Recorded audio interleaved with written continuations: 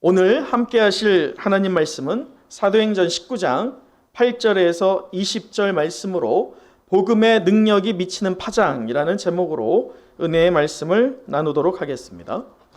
여러분, 그 땅에 사는 그 고양이과 동물 가운데 살쾡이라고 하는 동물이 있습니다. 혹시 아시죠? 이 살쾡이가 좀 특이한 면이 있어요. 나무에 있는 다람쥐를 사냥하는 방법이 유독 다른 동물과는 굉장히 좀 차이가 있습니다. 이게 무슨 말이냐? 살쾡이가 이 나무 위에 오를 수 없는데 나무 위에 다람쥐를 잡으려면 첫 번째 어떤 방법이 있을까요? 내려오는 거죠. 내려온 걸 잡는 거예요. 땅 위로 내려온 다람쥐를 잡기 위해서 열심을 다합니다. 그런데 땅 위에 달리던 다람쥐가 죽기 살기로 도망치다가 어디로 올라가요? 나무 위에 올라가는 게 이제 문제죠. 자, 나무 위에 올라갔어요. 근데 문제는 살쾡이가 나무 위에 올라갈 수 없어요. 자, 그러면 이제 어떻게 사냥하느냐? 살쾡이가 나무 위에 올라가 있는 그 다람쥐를요, 뚫어져라 쳐다봅니다. 마치 광선이 나가는 것처럼 응시합니다. 그럴 때 우리가 무엇이 나간다고 하죠? 살기가 나가요. 근데 신기한 게 자기를 응시하고 있는 살쾡이를 바라보던 다람쥐가 그 살기를 딱 맞잖아요. 그러면 옴짝달싹을 못한대요. 굳어버린대요. 여러분 생각해 보세요. 다람쥐가 피할 길이 있어요, 없어요? 있죠. 그냥 도망가면 되잖아요. 그런데 자기를 응시하고 있는 살쾡이를 굳이 어떻게 합니까? 쳐다봐요, 다람쥐가. 그 다람쥐가 굳이 자기를 그렇게 뚫어져라 쳐다보며 살기를 날리고 있는 살쾡이를 쳐다보면서 옴짝달싹 못하다가 몸에 마비가 온다고 합니다. 그러다가 어떻게 돼요? 나무에서 떨어진대요. 누구 앞에? 살쾡이 발 앞에 툭 떨어진대요. 그래서 먹는 그런 사냥법이 살쾡이에게 있다고 합니다. 참 우습지요. 피할 길이 얼마든지 많아요. 그 살쾡이의 살기, 눈빛 안 보면 그만입니다. 또 이쪽 나무에서 저쪽 나무로 내빼면 그만입니다. 그런데 다른 방법을 찾지 않아요. 자기를 응시하고 살기를 날리고 있는 살쾡이를 굳이 쳐다보다가 굳어버려요. 그 두려움의 파장 때문에 말이죠. 여러분, 현미경에도 잡히지 않는 악성 바이러스 하나가 있다고 합니다. 그게 무엇일까요? 그게 바로 두려움입니다. 그 두려움은요, 큰 파장을 이룹니다. 파장이 무엇입니까? 마치 물 위에 돌을 톡 하나를 던지면 어떻게 돼요? 통 빠진 다음에 그냥 아무런 현상이 안 일어나나요? 통 빠지고서는 그 빠진 가운데를 동심원을 그리면서 파장이 일어납니다. 물결 위에 파장 말이죠. 그것처럼 두려움이라는 이 악성 바이러스도 한번 우리에게 통 작용을 하면요, 그 파장은 어마무시하게 우리의 삶의 전 영역에 미치더라는 것입니다. 여러분, 현대인의 삶은요, 불안과 초조가 계속되고 있어요. 여러 가지의 이유들로 불안하고 초조한 일상이 반복적으로 우리에게 일어나고 있습니다. 그렇다면 믿음의 성도들에게는 이러한 불안과 초조가 없을까요? 여러분 없으세요?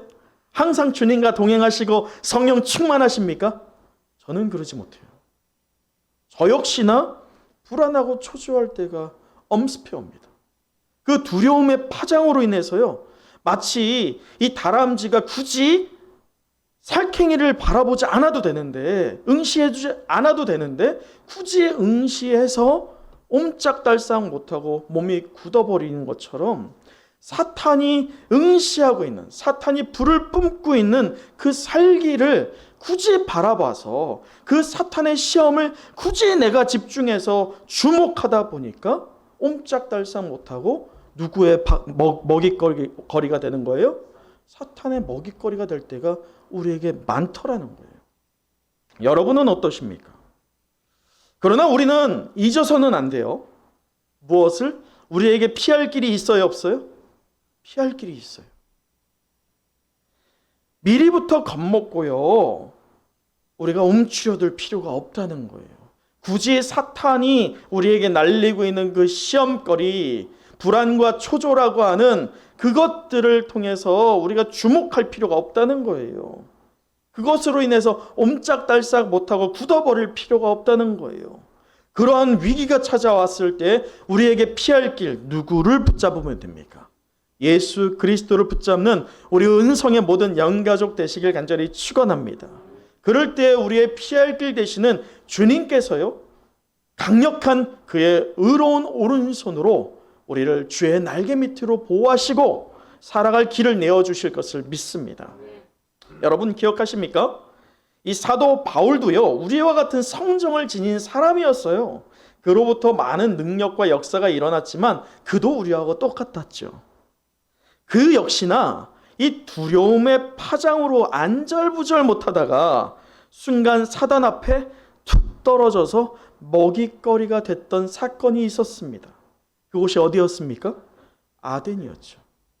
아덴이라는 곳에서 그는 이때까지 한 번도 실패한 적이 없었어요.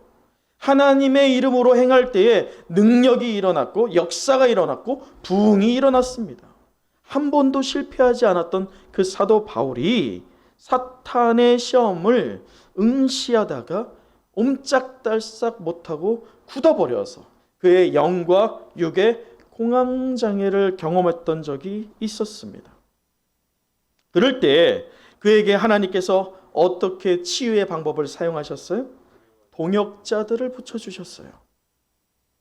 브리스길라와 아굴라, 디모데와 실라, 그리고 그 밖에 교회들을 통해서 그가 혼자가 아니라는 것을 깨닫게 하셨고, 또 주님께서 친히 그에게 두 가지의 말씀을 하셨었죠. 우리 한번 말씀을 보도록 할까요? 우리 주님께서 뭐라고 하시느냐? 18장 9절과 10절입니다.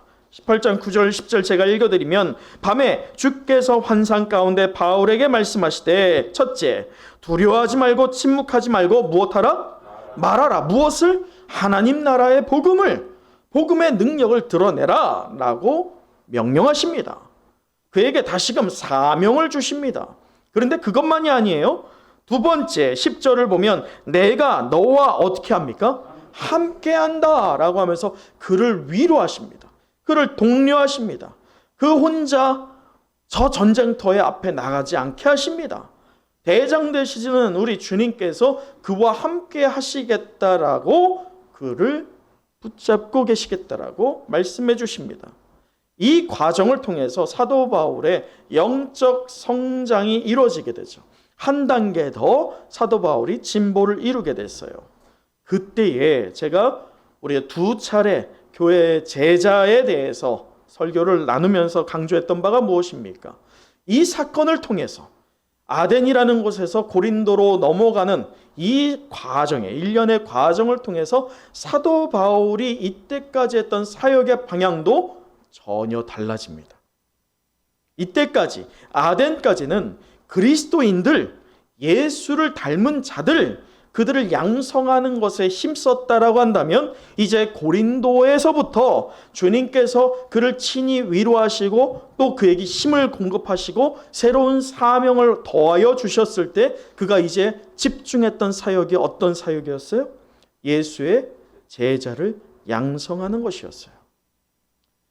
이렇게 우리 주님께서 사도 바울을 통해서 그가 두려움의 파장을 일으키고 있던 그 사도 바울을 치료하시고 새로운 힘을 공급하사 그가 이제 두려움의 파장이 아니라 복음의 능력이 미치는 파장을 물결로 동심원을 그리면서 영향을 미치고 있습니다. 브리스길라와 아굴라, 아볼로, 더 나아가서 에베소에 지난주에 우리가 말씀 나누었던 이름을 알 수 없는 12명의 제자에 이르기까지 사도 바울은 이 복음의 능력이 미치는 파장을 그 동심원이 되어서 영향을 일으키고 있다는 것입니다. 사랑하는 은성의 영가족 여러분, 저는 오늘 이 본문의 말씀을 통해서 우리 은성에 속한 모든 영가족들이 이 복음의 능력이 미치는 파장이 도대체 무엇이냐? 목사님, 도대체 복음의 능력이 일으키는 파장이 무엇인데요? 그것을 어떻게 하자고요? 함께 찾아봤으면 좋겠어요. 오늘 본문의 말씀을 통해서 말이죠. 그리고 더불어서 우리가 단계적 일상회복, 이 위드 코로나를 앞두고 현재 성도와 교회가 동심원을 우리의 삶의 그 한가운데에서 그리면서 이제 두려움의 파장이 아니라 선한 능력의 파장, 곧 능력의 이 복음의 능력이 미치는 파장을 어떻게 우리의 삶의 자리에서 사도 바울이 했던 것처럼 일으키고 여러 사람들에게 영향을 줄 것인가를 말씀에서 찾아보고 결단하는 시간을 갖기를 간절히 소망합니다. 우리 말씀을 한번 같이 보도록 할게요. 오늘 본문의 8절 말씀을 함께 읽어보도록 하죠. 8절입니다. 시작. 바울이 회당에 들어가 석 달 동안 담대히 하나님 나라에 관하여 강론하며 권면하되. 사랑하는 우리 은성의 영가족 여러분, 하나님 나라의 복음에는 하나님의 능력이 있을 줄 믿습니다. 그 능력은 오늘 저와 여러분에게도 동일하게 영향을 줄 것을 믿습니다. 자, 그럴 때 8절을 보세요. 이 사도 바울이 에베소에서 앞서 원래 그의 사역적인 패턴을 보았을 때면 회당에서 증거했어야 되는데 19장 1절에서 그가 회당에서 증거하기 이전에 12명의 제자들을 만났던 일이 있었죠. 그 사건 이후에 이제 비로소 본래 패턴대로 사도 바울이 어디에서 예수님의 복음을 증거합니까? 회당에서 증거합니다. 자, 그럴 때에 다시 한번 보면 회당에 들어가 얼마 동안? 석 달 동안. 두 가지를 주목해 봤으면 좋겠어요. 첫째는 석 달 동안, 3달 동안이에요. 여러분, 이때까지 우리가 사도 바울을 통한 사역들을 보았고 그가 회당에서 어떻게 복음을 증거했는지 말씀을 통해서 이때까지 살펴왔었는데요. 석 달이라고 하는 긴 시간 동안 회당을 중심으로 하나님 나라의 복음을 증거한 일이 있다 없다? 없어요. 최장 긴 시간입니다. 3달이라는 시간 동안. 여러분, 이 3달이 지금 우리가 일주일에 한 번 드리는 이 주일 예배 형식이 아닙니다. 매일 드리는 거예요. 매일 회당에 가서 사도 바울이 말씀을 증거했다는 거예요. 그게 첫 번째. 두 번째는 우리 다시 계속 말씀을 보세요. 8절 이후에 보면 담대히 하나님 나라에 관하여 어떻게 했어요? 첫째, 광론하고 둘째, 권면했어요. 여기서 권면하다. 강론은 소위 설교예요. 설교를 한 거예요. 근데 권면에 우리가 집중해 볼 필요가 있어요. 권면하다는 의도적으로 설득하려고 자기가 할 수 있는 모든 능력을 다 동원하는 것을 말합니다. 곧 복음의 능력에 대한 확신과 또 신뢰가 사도 바울에게 있었지요. 그래서 사도 바울은 자신에게 주어진 시간을 최대한 활용하려고 했어요. 그 3달이라는 시간을 최대한 활용하여서 그가 할 수 있는 방법을 다 동원해서 그들을 복음화하려고 애썼다는 것을 우리는 엿볼 수 있습니다. 그런데 문제는 그에 따른 결과가 어땠을까?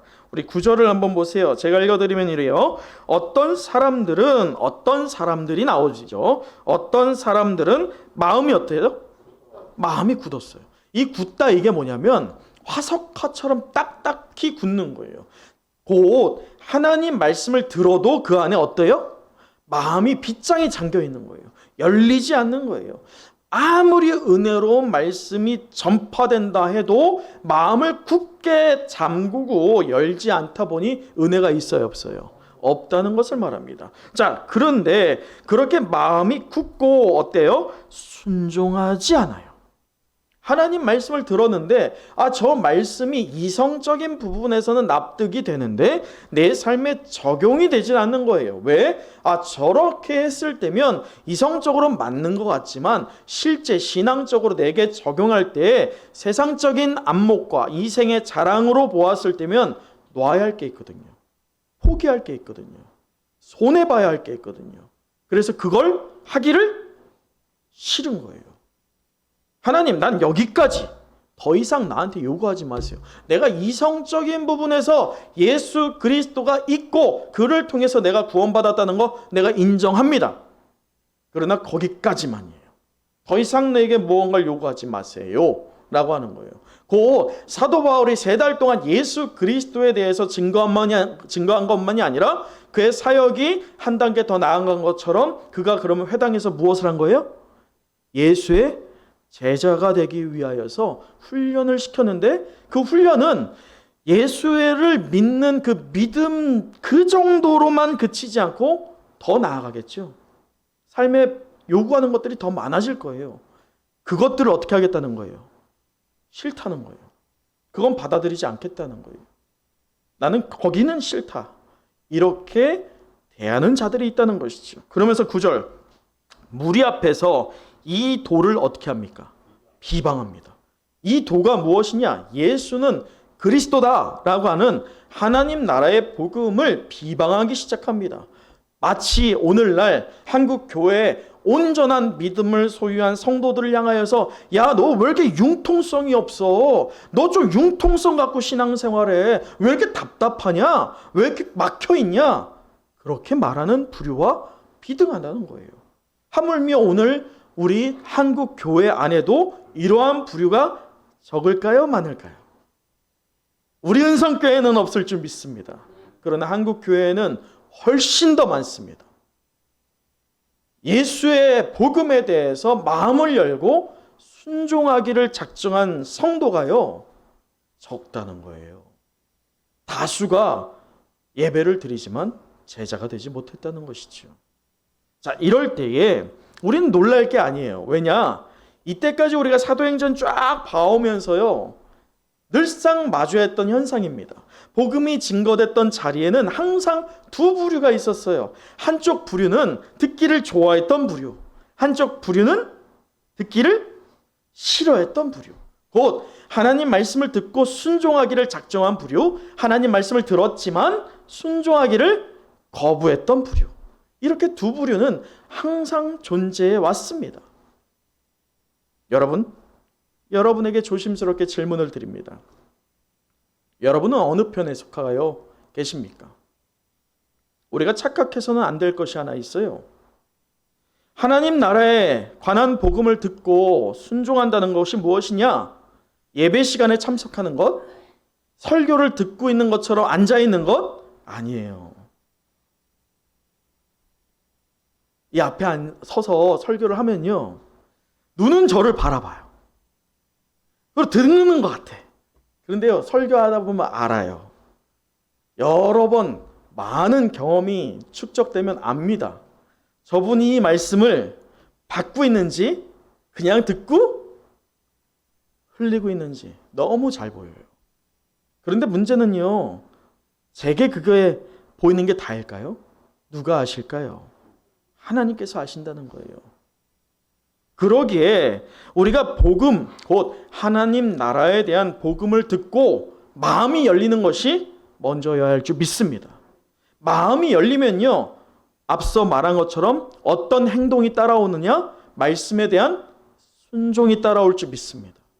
말씀을 따라 하는 거예요. 말씀대로 하는 거예요. 저 세상이 믿음이 없는 자들이 너 융통성 없다, 답답하다, 제대로 신앙생활하는 거예요. 왜냐? 우리가 주목해야 할 대상은요, 믿음이 없는 자들이 아닙니다. 우리가 주목해야 할 대상은 단 한 분입니다. 그분이 누구이십니까? 예수 그리스도예요. 예수 그리스도께서 인정하시면 그러면 된 거예요. 이 땅 가운데에서 세상 사람들에게 인정받아봐야 저 하늘나라의 심판대 앞에 갔을 때 내가 너가 누구인지를 도무지 모르겠다라는 말을 들으면 그때는 때가 늦어요. 그러기에 지식적으로 아는 것에서 그치는 그러한 믿음 되지 말고, 오늘 우리가 드리는 우리 은성의 모든 영가족들, 그 예배 가운데 전심으로 마음이 열리고 말씀에 순종하기를 작정할 때에 온전히 응답받음으로 주님과 소통을 이루는 축복의 인생 되는 저와 여러분 되시기를 간절히 소망합니다. 여러분 과거 이 아덴이었다라고 했을 때면요, 한번 생각해 보세요. 사도 바울이 반박자가 있네. 내가 말했는데, 이 하나님 나라의 복음을 증거했는데 다른 말을 하네. 아덴에서까지는 사도 바울이 어떻게 했어요? 사람의 지식을 동원해서, 이성을 동원해서 반박을 어떻게 했어요? 바로 뭉개버렸어요. 그의 모든 지식을 동원해서 말이죠. 그러나 사역은 어떻게 됐습니까? 실패했죠. 사도 바울을 주목하세요. 이전 같으면 지금 내가 증거하고 있는 이 복음에 반대를 해? 야, 한번 끝까지 가보자. 이랬던 게 사도 바울이라고 한다면, 자, 말씀을 보십시오. 9절 보면 어떤 사람들이 마음이 굳어 순종하지 않고 무리 앞에서 이 돌을 비방하거늘, 여기까지가 일어났죠. 그런데 아덴과 다른 부분이 나와요. 그게 뭐냐? 바울이 그들을 어떻게 합니까? 떠납니다. 여러분, 이것은 너네 됐어. 너네 끝이야. 너네 구제불능이야. 이거 아니에요. 여러분, 우리가 태신자 작정을 할 때 한 번에 그들이 복음의 능력으로 변화되면 할렐루야. 그러나 그렇지 않을 수 있습니다. 비방할 수 있어요. 마음이 닫혀서 열리지 않을 수 있습니다. 그것을 사도 바울이 누구에게 맡기는 겁니까? 포기한 게 아니라 하나님께 맡기는 거예요. 지금 사도 바울이 그렇게 했다는 거예요. 이전 같았으면 한번 해보자 라고 끝까지 갔겠지만, 사도 바울은 이제 그 모든 사역을 누구에게 맡깁니까? 하나님께 맡기는 거예요. 그의 시각이 넓어진 것이죠.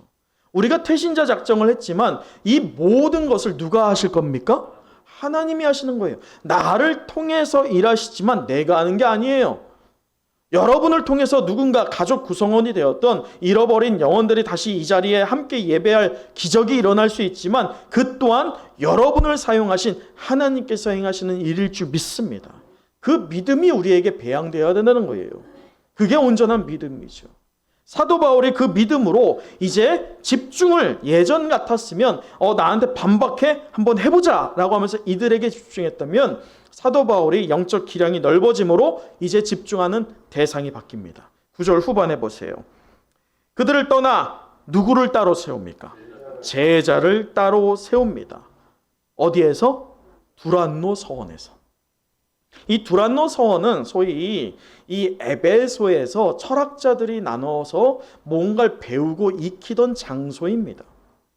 보편적으로 여기에는 시간대별로 하나님 말씀뿐만이 아니라 여러 가지 것들이, 이성적인 것들 또는 여러 가지 것들의 만남의 장이었어요. 그런데 이 한 타임을 사도 바울이 빌리는데, 여기서 주목할 것은 이 유럽, 여기 이 지중해를 포함하고 있는 이곳은요, 한낮이 어떻습니까? 엄청 더워요. 그래서 11시부터 4시까지는 일을 안 합니다. 쉬어요. 이른 아침부터 또 초저녁에 일을 한다고 합니다. 11시부터 4시까지는 뭘 할까요? 자요. 그게 오늘도 썸머타임이라는 게 있잖아요. 그게 오늘도 이어지고 있는 것이거든요. 근데 그러한 역할이 있던 곳에 11시부터 4시에 사람들이 자야 되는데 자는 것을 포기하고 무엇했다는 거예요? 제자 훈련을 받았다는 거예요. 사도 바울이 자야 되는데, 쉬어야 되는데 그 육적인 것을 내려놓고 영적인 것을 취하기에 힘썼다는 것이죠. 그러기를 몇 년? 2년 동안. 그런데 우리가 사도행전 20장 31절을 한번 보세요. 20장 31절. 에베소의 교회 장로들을 권하는 메시지인데, 이 31절을 보면, 그러므로 여러분이 읽기에 내가 얼마나? 3년이라고 하죠. 이게 두란노 서원에서 2년이고 총 합해보면 대략 3년의 시간을 에베소에 있었다는 거예요. 그런데 이 에베소에서 어떻게 했느냐? 10절 함께 읽어보도록 하죠. 10절입니다. 시작.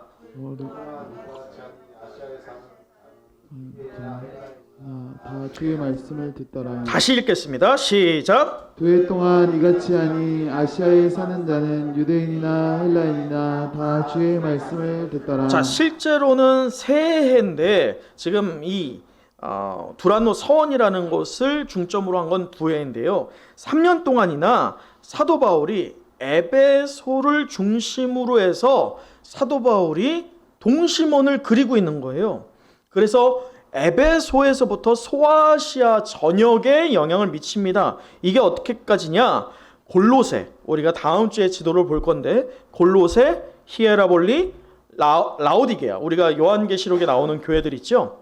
라오디게아, 서머나, 버가모, 두아디라, 사데, 빌라델비아, 이러한 교회들 전역에 사도 바울이 에베소에서 동심원을 그려서 이 복음의 능력의 파장을 일으킨다는 거예요. 그 3년 동안이나 사도 바울이 예수의 제자를 키워가는데 복음의 능력이 주가 되었다는 것이죠. 그럴 때에 마음이 열려서 하나님 나라에 관한 복음에 순종하기를 작정한 예수의 제자들이 일어났다는 거예요.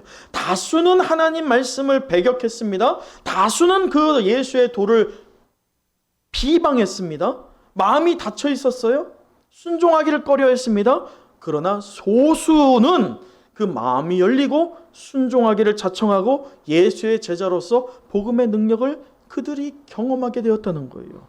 자, 그러고 더 나아가서 하나님께서는 이 복음의 능력뿐 아니라 사도 바울을 통해서 다른 사역을 이루어 가시는데 11절에서 12절 함께 또 읽어보도록 하죠. 11절 12절 시작. 하나님이 바울의 손으로 놀라운 능력을 행하게 하시니 심지어 사람들이 바울의 몸에서 손수건이나 앞치마를 가져다가 병든 사람에게 얹으면 그 병이 떠나고 악기도 나가더라. 네, 사도 바울이 복음의 능력을 드러내는 현장에서요, 하나님께서 또 사도 바울의 손을 통해서 놀라운 능력을, 이 놀라운 능력은 우리가 개역 한글판에서 보면 희한한 능력이에요. 희한한 능력.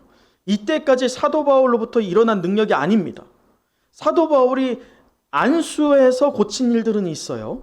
그러나 어떤 일이 일어나고 있어요? 마치 와이파이, 우리가 무선 와이파이를 생각하면 돼요. 예전 같으면 무조건 선을 꼽아야지 인터넷이 되는데 이제는 우리가 무선 공유가 너무 잘 되고 있는 때잖아요. 이것처럼 지금 제가 손수건이 있는데 이 손수건을 내가 가지 않더라도 사도 바울 몸에 닿았던 손수건이나 앞치마를 가져다가 병든 자들 또는 귀신 들린 자들에게 갖다 대니 어떻게 됩니까? 나아지고 떠나가는 역사가 일어났다는 것입니다. 제게도 이런 능력이 있기를 간절히 사모합니다. 여러분, 80년도 어간에 한국 교회들은 부흥회가 유행하던 시절이 있었어요. 당시 너나 할 것 없이 부흥회 때 이 성행했던 사역이 하나 있었습니다. 그게 뭘까요? 치유사역, 신유 집회였어요. 병 고치는 것, 또 귀신 쫓아내는 것, 이런 사역이 교회에서 남발되었었습니다. 그래서 이 병을 고치거나 귀신을 쫓는 사역이 교회에서 성행했는데 실제로 동네에 어떤 교회에 신유의 은사가 탁월한 부흥사가 왔다라는 소문이 쫙 그 동네에 퍼지면 어떻게 됐어요? 야, 우리 한번 가자. 다 가는 거예요. 우리 교회를 초월해서 이제 남의 교회 성도까지 오는 것이죠. 그런 일들이 교회에서 남발됐었습니다. 자, 그럴 때 유명하다, 이 유명해서 그 능력이 탁월하다 일컬어지는 부흥사를 초청하기 위해서 교회들이 많은 돈을 썼었습니다. 공짜로 오진 않잖아요. 제 기억에 우리 은성교회도 그런 사역이 있었어요, 없었어요? 있었어요. 여러분, 하나님께서요, 이 바울을 통해서 일으키신 그 희한한 능력이 오늘 제게 임할 때 이 소문이 이곳저곳에 퍼져서 우리 은성교회가 부흥될 줄 믿습니다. 맞을까요? 하나님이 그걸 원하실까요? 저는 이런 능력 받기가 두렵습니다. 아니, 정확히 말하면 이런 능력을 구한 적이 한 번도 없어요. 앞으로도 없을 거예요. 왜냐고요?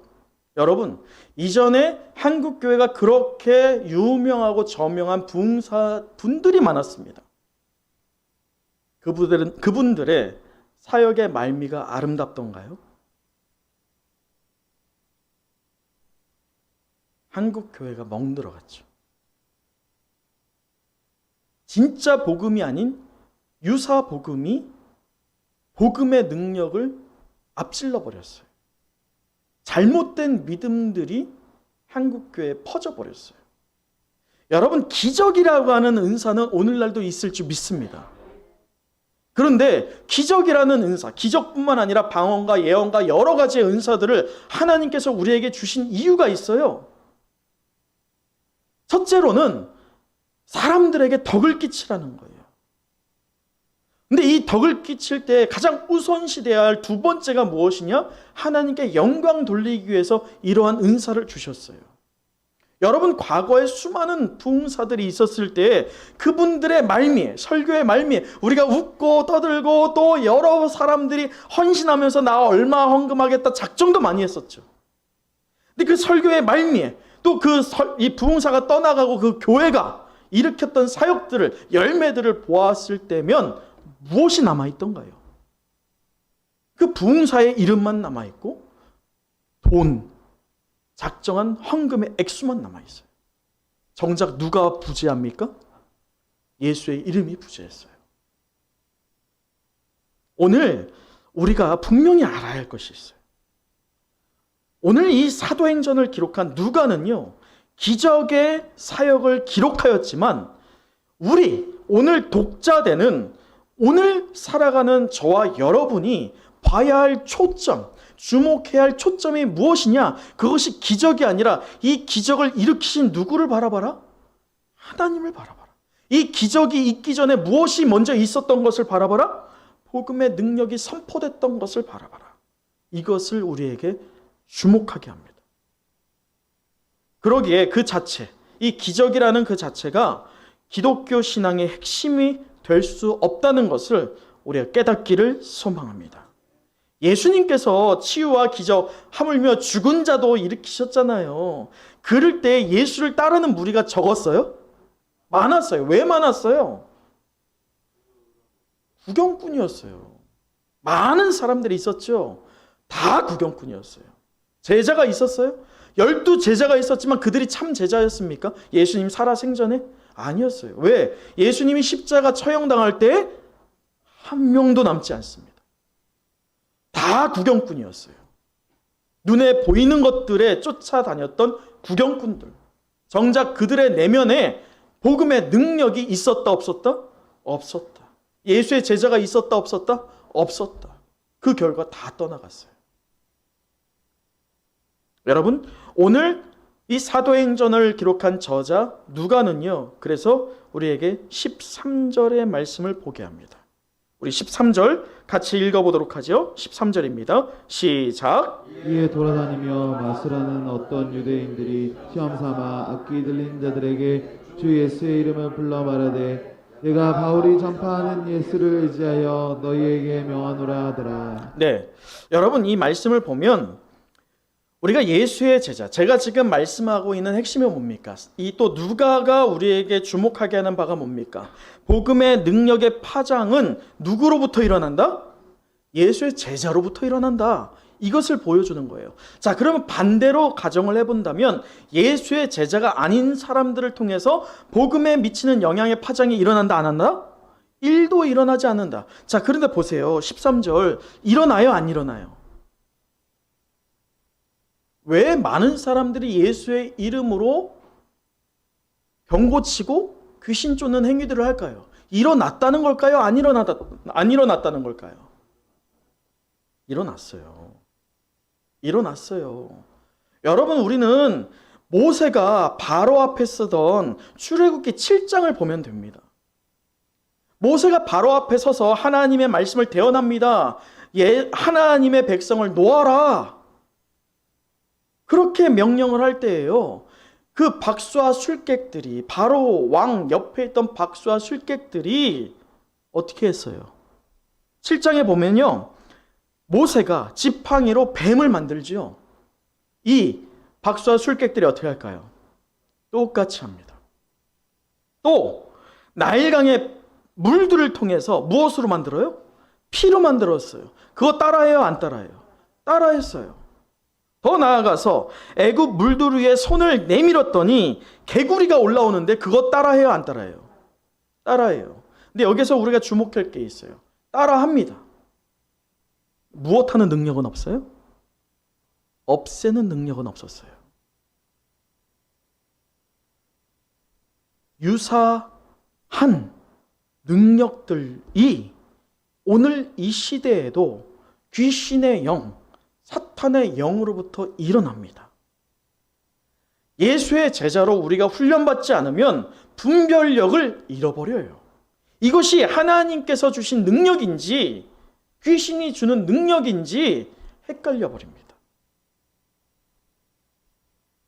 또한 유사 복음 역시나 오늘 이 시대에 우리에게 알게 모르게 스며들고 있습니다. 여러분, 호랑이를 알아본다는 말이 있어요. 이게 무엇이냐? 호랑이가요, 같은 호랑이를 보는데 외형적인 호랑이를 말하는 게 아니에요. 호랑이인데 동물원 안에서 키워진 호랑이가 있을 수 있잖아요. 그 호랑이를 방류해서 이제 자연으로 보내죠. 문제는 이 호랑이가 완성되었다, 곧 방류가 성공했다 라고 할 때 그 증거가 무엇인지 아세요? 자연 상태에 있는 호랑이들로부터 인정받아야 돼요. 외형적인 호랑이가 아니라 얘가 진짜 호랑이다운 호랑이구나, 이것을 동료들이 알게 됩니다. 그것처럼요, 예수의 이름으로 빙자할 때에 이들이 가짜라는 것을 누가 알까요? 귀신이 알아요. 빙자할 때. 말씀을 볼까요? 14절. 유대의 한 제사장 스게야의 7 아들. 여러분, 여기에서 이 제사장은 레위 제사장들이 아니에요. 이 제사장들은 소위 앞서 바로 왕 때 했던 박수와 술객처럼 이때 미신적인 것들, 잡신을 섬기던 제사장들을 말합니다. 그 제사장의 아들 7, 그 스게와라고 하는 자의 7 아들들이 있었어요. 이 일을 행합니다. 어떤 일? 예수의 이름을 빙자합니다. 그들이 예수의 이름의 능력을 진짜 믿는 게 아니에요. 빙자하는 겁니다. 그럴 때 이들이 분명히 이전에 사사로운 어떤 역사들이 있었던 것 같아요. 그러니까 그런 일들을 계속했겠죠. 그런데 어떤 일이 일어납니까? 15절 함께 읽어보도록 하죠. 15절 시작. 악기가 대답하여 이르되 내가 예수도 알고 바울도 알거니와 너희는 누구냐 하며. 여러분, 비웃음을 받습니다. 사탄이요, 비웃어요. 야, 내가 예수도 알고 바울도 아는데 넌 누구세요? 여러분, 이 질문은 오늘 우리에게 동일하게 사탄이 줄 수 있어요. 내가 예수도 알고 바울도 알고 예수의 제자들이 누구인지를 아는데 너는 누구니? 라고 질문할 수 있어요. 하나님이 질문하는 게 아니에요. 누가요? 사탄이 질문하는 거예요. 여러분, 말씀을 또 보세요. 16절. 악기 들린 사람이 그들에게 뛰어올라 눌러 이기니 그들이 상하여 벗은 몸으로. 이 상하여 벗은 몸이 뭐냐면 죽기까지 할 수 있었던 상황이에요. 그 집에서 도망하니라. 여러분, 가짜의 민낯이 완전히 드러나 버렸어요. 가짜와 진짜가 뒤섞여 버려서 무엇이 진짜인지 헷갈리는 상황이었지만 극명하게 드러나는 일이 일어났습니다. 이러면서 오늘 사도행전을 기록한 누가는 17절에서 19절의 말씀을 우리에게 줍니다. 17절에서 19절 우리 또 한번 같이 읽어보죠. 시작. 에베소에 사는 유대인과 헬라인들이 다 이를 알고 두려워하며 주 예수의 이름을 높이고 이른 사람들이 많이 와서 자복하여 행한 일을 알리며 또 마술을 행하던 많은 사람이 그 책을 모아 가지고 와서 모든 사람 앞에서 불사르니 그 책값은 계산한즉 은 5만이나 되더라. 여러분 보이세요? 미신과 주술이 난무하던 그 악습이 젖어있던 에베소가요, 예수는 그리스도다라고 하는 하나님 나라의 복음을 믿음으로 동심원을 그리고 있습니다. 그러면서 이 불확신에서 발생했던 두려움의 파장이 이제는 그치고 온전한 믿음, 곧 예수는 그리스도다라고 하는 그 복음의 능력을 온전히 순종하기를 작정한 예수의 제자들이 생겨나므로 선한 능력의 파장, 복음의 능력이 미치는 파장을 일으키고 있다는 것입니다. 그렇습니다. 오늘 누가는 하나님께서 사도 바울을 통해 일하신 핵심이 기적과 이적에 있지 않고 복음의 능력에 있다는 것을 우리에게 강조하고 있습니다. 마음의 문이 열려서 복음의 능력에 순종하기를 작정한 사람들은요, 소수였습니다. 그런데 그 파장이 점차 퍼져나가면서 그들이 오히려 다수가 되었어요. 여러분, 말씀에서 우리가 읽어본 것처럼요, 이들이 이때까지 자신의 생명과도 같았던 마술책들을 가지고 나옵니다. 말씀을 보세요. 17절에서 19절 보면 누가 갖고 오라고 합니까? 사도 바울이 갖고 오라고 명령합니까? 아니었어요. 자발적으로 자신이 하나님이 아닌 우상으로 섬겼던 것들을 기꺼이 가지고 나옵니다. 근데 우리가 주목할 것 무엇이냐? 19절. 또 마술을 행하던 많은 사람이 그 책을 모아가지고 와서 어디 앞에서 불태웁니까? 사람 앞에서 불태워요. 이것은 하나님과 나뿐이 아니라 내가 공인으로서 이제 예수의 제자가 되었다는 것을 밝히는 것입니다. 여러분, 이 자리에 다 직분자들이세요. 당연히 세례식을 다 받았습니다. 세례식도요, 우리가 하나님과 약속을 맺는 것이지만 여러분 기억하실 겁니다. 여러분이 세례를 받는 그 자리에 증인들이 있었습니다.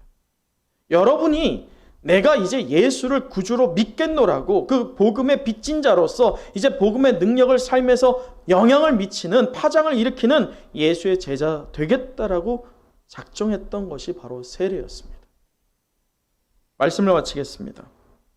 우리가 사도행전을 통해서 하나님 나라의 일을 우리 은성에 속한 가정과 개인에게 적용하면서 복음의 능력이 미치는 파장이라는 제목으로 은혜의 말씀을 나눴는데, 우리 마지막으로 20절을 함께 읽어보도록 하죠. 20절 시작. 이와 같이 주의 말씀이 힘이 있어 흥하여 세력을 얻으니라. 아멘. 사랑하는 은성의 영가족 여러분, 지난 2년 동안 우리가 코로나 때문에 두려움이라고 하는 이 최악의 바이러스로 위협을 받아왔어요. 불안과 초조로 잔뜩 움츠러들었던 지난 2년이었습니다. 이제 내일부터 11월 1일부터 단계적 일상 회복이 사회에서는 시작이 됩니다.